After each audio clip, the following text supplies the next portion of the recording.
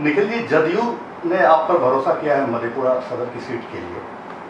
सबसे पहला जो प्रश्न है वो एक तरह का आरोप है, जो कि लोगों की तरफ से आरोप है कि पिछले चुनाव में आपकी सरकार ने, नीतीश जी ने, जनमत की भावनाओं का अपमान किया, राजद के साथ मिलकर चुनाव लड़े और फिर उनसे गठबंधन तोड़ लिया। आप क्या समझते हैं, आपको क्या लगता है कि इस बार जनता आपको कैसे मिली?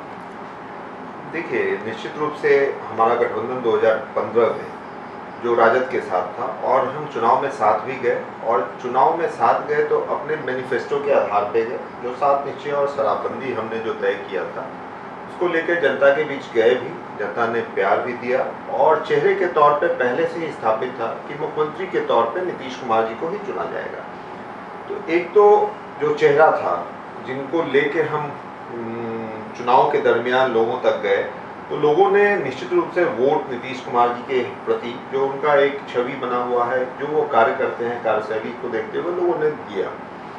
लेकिन एक चीज़ समझने की बात है कि जो हमें मैनिफेस्टो के आधार पे जो हमें वोट मिला और सरकार बनी, तो सरकार में कहीं भी करप्शन के लिए कोई जगह नहीं था। और जब हमने देखा कि लगातार करप्शन को लेकर के आरजेडी के जो कुछ नेता हैं, जो सो कॉल नेता आज के डेट में भले ही उन खुद को यूथ आइकॉन के तौर पे वो इस्टेब्लिश करना चाहते हैं, तो उन पर बहुत सारे चार्जेस लगे।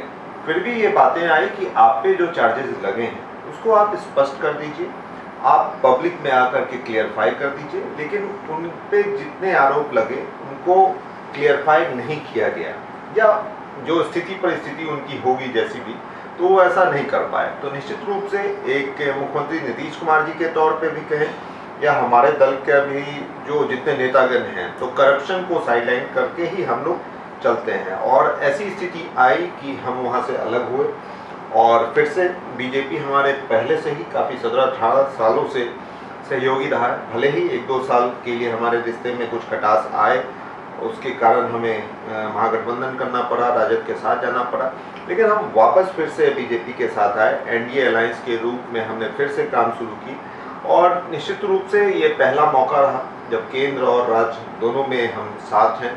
और बहुत से ऐसे चीज़ जिसको कि फंड के अभाव में या बहुत से डेवलपमेंट के जो प्रोसेस, ऑनगोइंग प्रोसेस जो चीज़ें थी वो रुकी हुई थी, तो मेरा जो पर्सनल जो मैं जहाँ तक समझ पाता हूँ तो उससे काफ़ी फ़ायदा भी हुआ। और एंड ऑफ डे सबसे बड़ी बात है कि बिहार की जनता को काफ़ी ये पसंद आया कि हम वापस एनडीए का पार्ट बने, क्योंकि डेवलपमेंट को लेकर के अगर कोई बात करता है और उस डेवलपमेंट के बातों को ज़मीनी हकीकत में बदलता है, तो ये सिर्फ मेरी सोच नहीं है, जहाँ तक मेरी समझ कहती है कि बिहार की जनता भी समझती है कि वो एनडीए ही कर सकता है।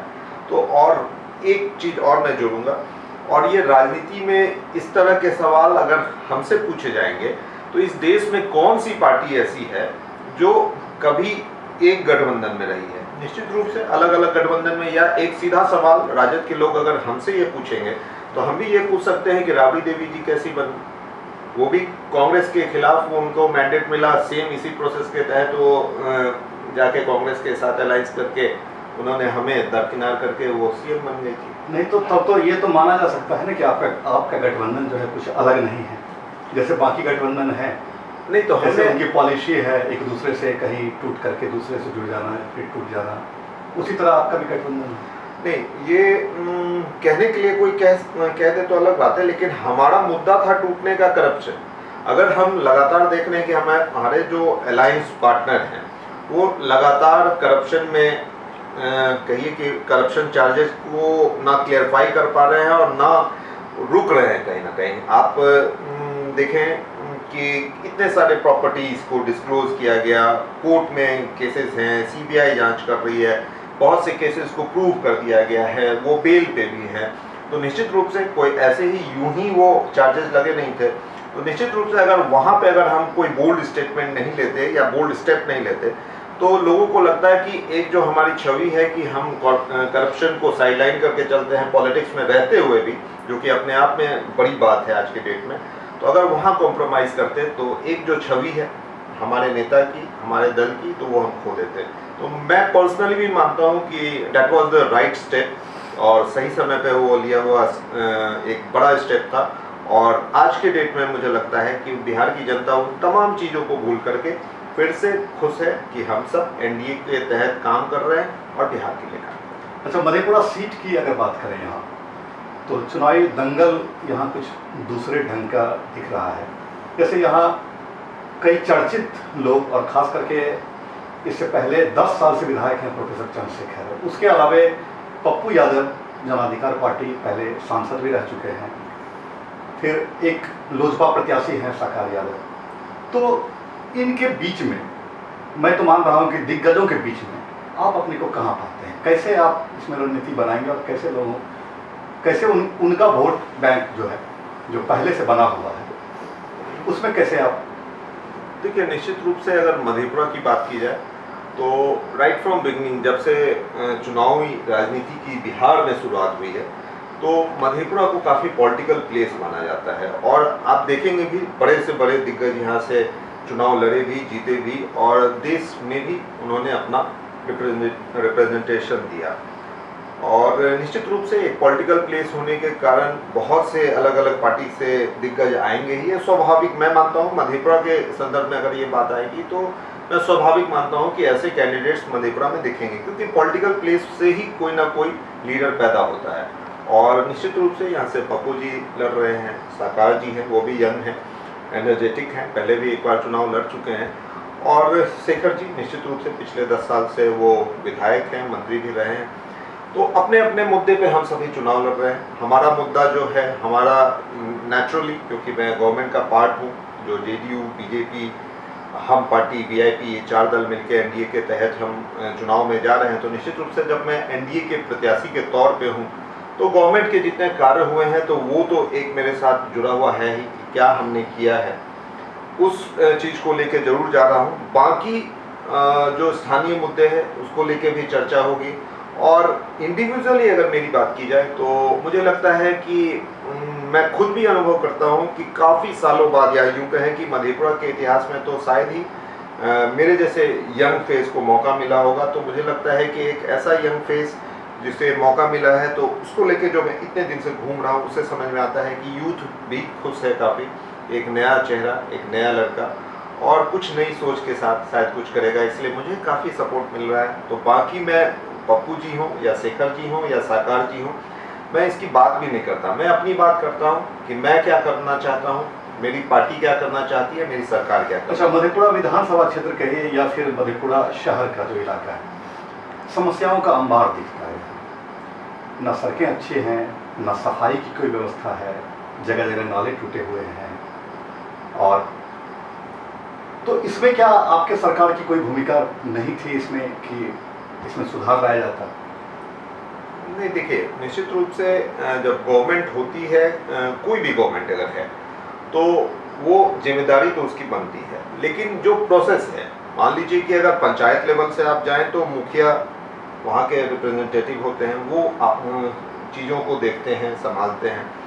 जहाँ तक सरकार की बात है कि पटना में बैठे हुए मान लीजिए मुख्यमंत्री जी हैं, तो मुख्यमंत्री जी तक बात कहाँ से पहुँचेगी?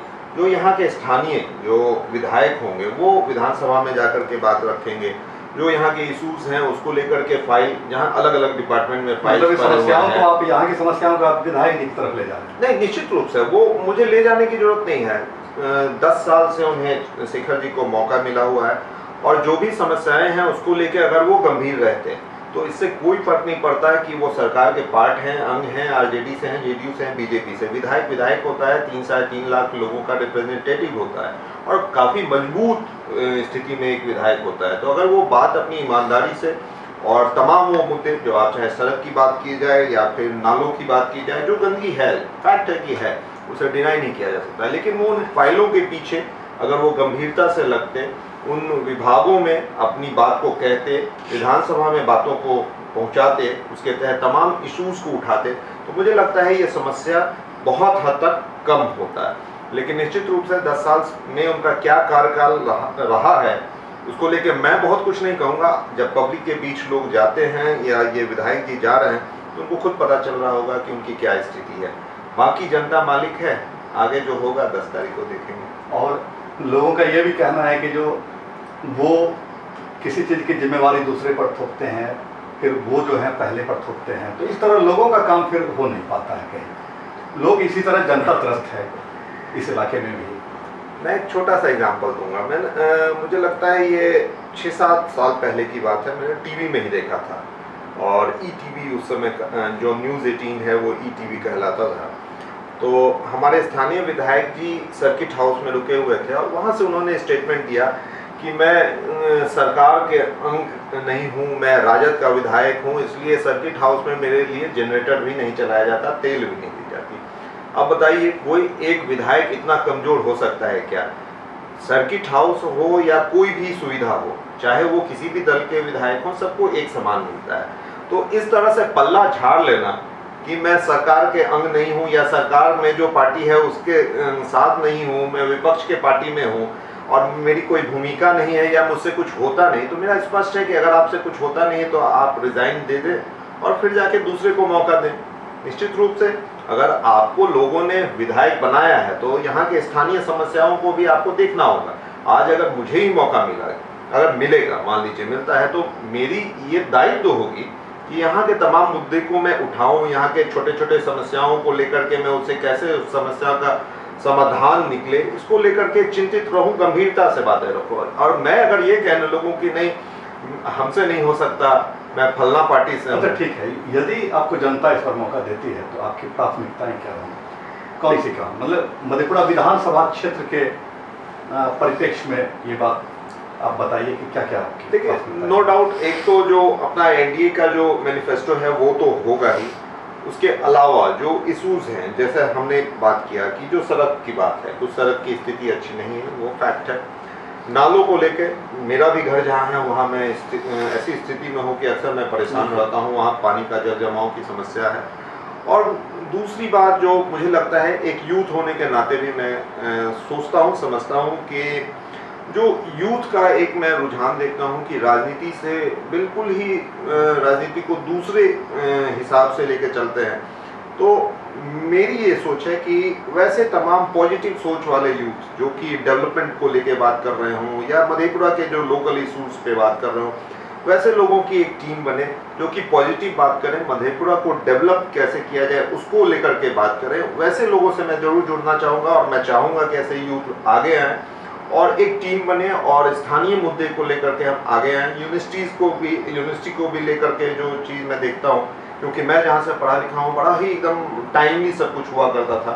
यहाँ की स्थिति थोड़ी मुझे लगती है कि कभी कभी सेशन को लेकर के लेट होना, तो ऐसे जो तमाम जो मधेपुरा से जुड़े हुए मुद्दे हैं उसको लेके जरूर मैं कोशिश करूँगा। मैं बड़े बड़े वादे नहीं कर रहा हूँ कि मैं ये कर दूंगा वो कर दूंगा, ना मैं उस नेचर का हूँ, लेकिन निश्चित रूप से मौका मिलेगा तो मैं एक ईमानदारी के तहत मैं प्रयास करूँगा कि इन तमाम। पहली बार आपको मौका मिला है, इसके लिए पहली बार आपको मौका मिला है और युवा भी हैं जी, आपको क्या लगता है कि मतदाताओं को आप कैसे भरोसे दिला सकें? देखिए, बहुत चीज़ डिपेंड करता है। जैसे मैं पिछले, भले ही मैं 10 दिन पहले मुझे टिकट मिला हो, लेकिन मैं पिछले 1-1.5 महीने से लगातार क्षेत्र में हूँ, तो निश्चित रूप से एक अगर प्रोग्रेसिव माइंड के तहत अपनी बात को रखते हैं, लोगों का एक विश्वास है और निश्चित रूप से इसे मैं डिनाई नहीं करूँगा। जिस फैमिली बैकग्राउंड से मैं आता हूँ, तो एक दादाजी के प्रति भी एक लोगों का एक सम्मान है, प्यार है, वो भी एक चीज़ है। और साथ में एक नया फेस और लोगों की एक राय है कि एक नया लड़का आया है जो कि नए सोच के तहत और कुछ अलग करेगा। तो मुझे लगता है कि लोग मुझे जरूर मौका देंगे और जो स्थानीय विधायक हैं उनको 10 साल से लोगों ने देखा है और पप्पू जी भी ट्राइड एंड टेस्टेड हैं, इसमें कोई नई कोई उनके तहत बात नहीं है। वो लगातार कई साल कई दफ़े वो यहाँ से चुने गए हैं। तो ओवरऑल अगर बाकी उम्मीदवारों की बात की जाए तो निश्चित रूप से लगता है कि जो पब्लिक का फीडबैक है उस हिसाब से मैं बोल रहा हूँ कि मुझे लगता है कि मौका दिया जाएगा इस बिहाफ पे कि एक लड़का जो पढ़ा लिखा है, जो प्रोग्रेसिव सोच का है और मधेपुरा के लिए सोचता है और मौका लगेगा तो वो कुछ करेगा। पिछले चुनाव में यहाँ की महिलाओं ने पुरुषों के मुकाबले ज़्यादा वोट किया था, महिलाएं जमकर वोट करती है यहाँ। महिलाओं के लिए, इस इलाके की महिलाओं के लिए आपके पास क्या योजना है? उनके साथ ढेर सारी समस्याएं हैं। हमने पहले भी दूसरे प्रत्याशी या फिर हम लगातार उठाते रहे हैं कि मधेपुरा शहर में एक जो है सार्वजनिक शौचालय या उस तरह नहीं है, क्योंकि महिलाएं बहुत देर तक मार्केटिंग नहीं कर पाती हैं, मार्केट में घूम भी नहीं पाती हैं। अगर आप ये बात कह रहे हैं तो मैं इसमें एक चीज़ और जोड़ दूं कि आप महिलाएं तक ही सीमित नहीं है। मैं तो महसूस करता हूं कि पुरुष के लिए भी ये समस्या है बाजार में। अगर बहुत सारे विकल्प आप खोजेंगे तो पुरुष के लिए भी मार्केट में नहीं मिलता है। मैं हाल फिलहाल ही मैं यहाँ स्कूल के पास था, शिवनंदन विद्यालय के पास था, महाविद्यालय के पास, तो वहाँ के लोगों का भी यही प्रॉब्लम था कि वहाँ पे कोई शौचालय नहीं है भी, तो ऐसे स्थिति में है कि वहाँ प्रॉब्लम होता है, वहाँ बच्चे बच्चियाँ गुजरते हैं गंदगी। तो निश्चित रूप से ये एक मतलब ये बेसिक चीज़ है, मुझे लगता है कि ये बेसिक चीज़ है, ये होना ही चाहिए और रहना ही चाहिए। अभी तक क्यों नहीं हुआ इस पर मैं बहुत टीका टिप्पणी नहीं करूँगा, लेकिन निश्चित रूप से ये छोटी छोटी चीज़ है और शहर के लिए मतलब मैंडेटरी चीज़ है।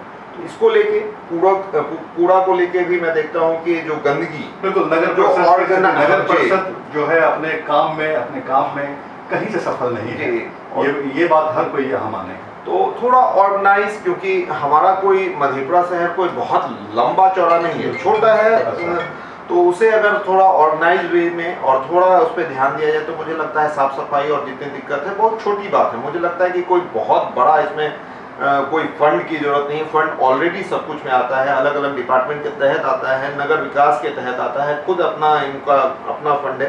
तो अगर थोड़ा रेगुलराइज कर दिया जाए और साथ में कि थोड़ा विजन हो तो ये समस्या जो आप कह रहे हैं निश्चित रूप से खत्म होगा। और मेरा प्रयास जरूर रहेगा कि मधेपुरा को थोड़ा स्वच्छ, सुंदर और जो पॉलिटिकली जो इतना फेमस है तो लोग आए तो लगे कि हाँ भाई मधेपुरा ऐसे भी अच्छा है। पढ़ते रहिए मधेपुरा टाइम्स, निडर, निर्भीक और निर्णायक।